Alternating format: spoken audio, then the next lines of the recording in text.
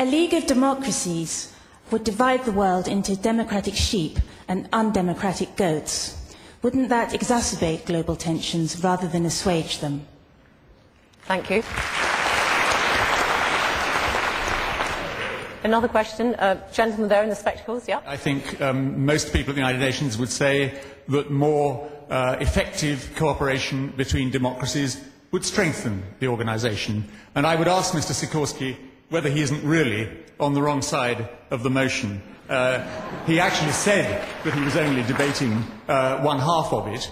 It seems to me the crucial word in the motion is the word terminally. And I'm not sure that I've heard any of the three proponents of the motion actually argue that the UN is terminally paralysed. Most of them, I think probably rightly, think that a more effective cooperation between democracies would at least reduce the paralysis and make the UN more effective. So I think they should withdraw and leave the field to the opponents. Thank you.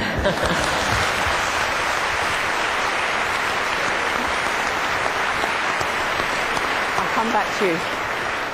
You've been found out, Radek Sikorski. You were trying to have it both ways, weren't you? So what do you say to that? Is the United Nations terminally paralysed? Depends which parts of it. But not Radek's speech-writing parts, that's for sure.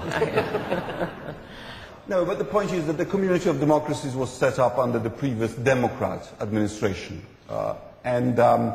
It has languished somewhat for the last 8 years, when democracy was introduced by more forceful means, sometimes from 30,000 feet in the air.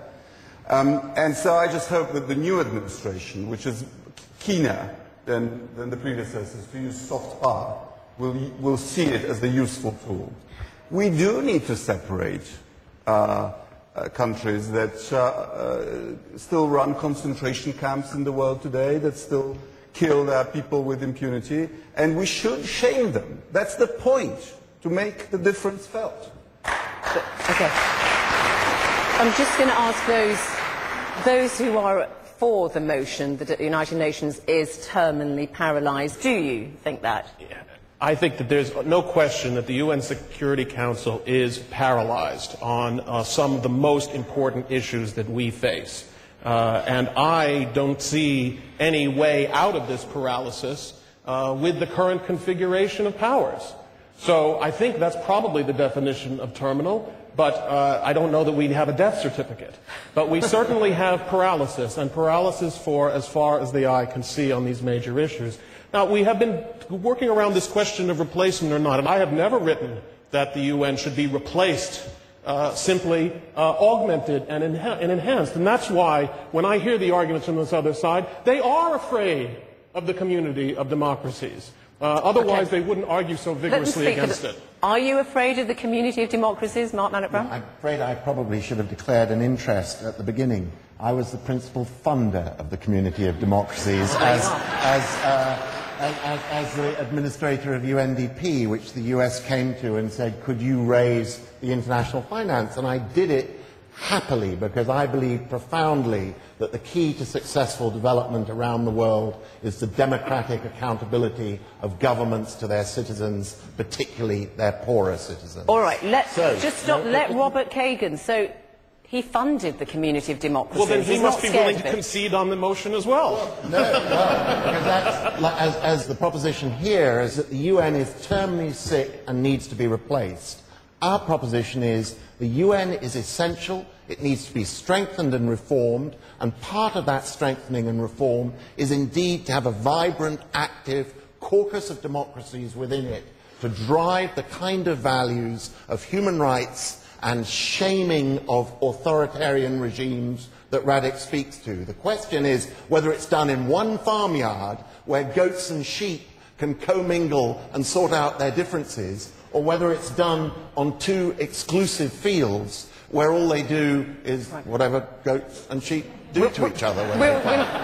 We'll come to the sheep.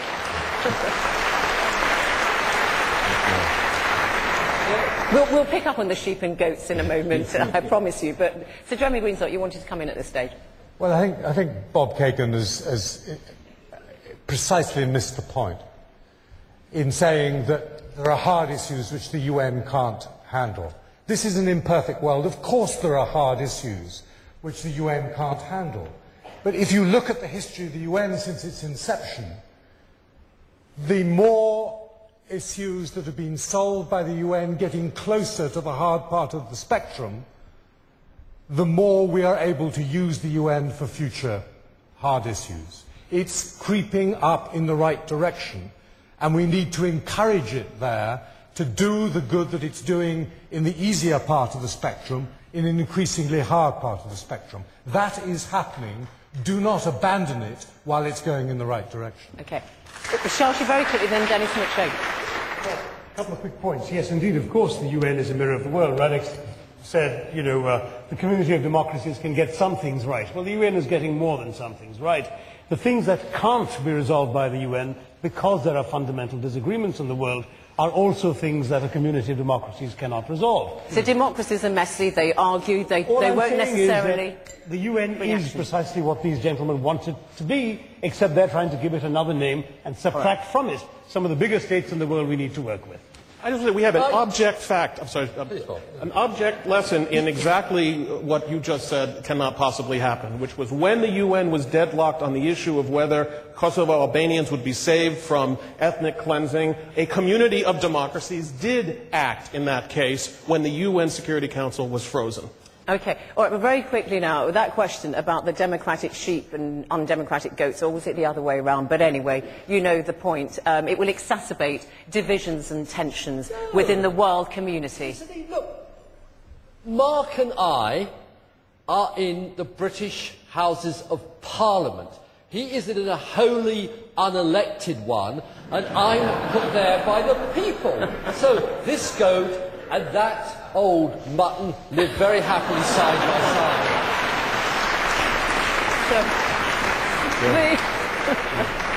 side. You can sort him out later, but clearly the sheep and goats get on just famously. Okay, I want to take more questions. Okay, yes, the young man there. Is the underlying problem here not the veto that sits in the UN? You're saying it's not representative. It is, because we send our ambassadors out and our foreign representatives out to sit in the UN. If our Houses of Parliament used a veto in every vote, we'd never get anything done. Is that not the problem? Okay, Sir Jeremy Greenstock.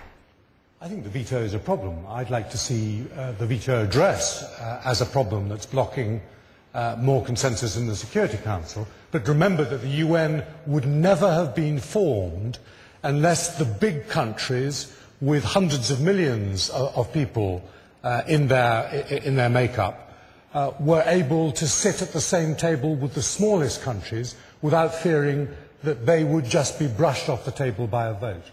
It's extremely difficult to form a global institution without that sort of protection. Okay, that's all we have time for now on the questions and answers. Thank you very much, panel. Thank you for your questions. Now, your second vote, members of the audience. If you already know, start voting, and let me remind you what you're voting for. The United Nations is terminally paralysed. The democratic world needs a forum of its own. I'm going to now ask our panellists to make their closing statements, their final opportunity to try to persuade you that their argument is right. We're going to start in reverse order, so it's Mark Malloch-Brown. Well, let me again say, brilliant job of muddling the issue from the other side of the table. The proposition is very clear. The word terminal means just that. It's over, it's dead, it can't recover. The proposition says the UN is terminally paralysed. It should be replaced by a group of democracies. I'm saying to you that indeed it is within the UN that we need to make these changes. Of course we need to make a stronger, better UN.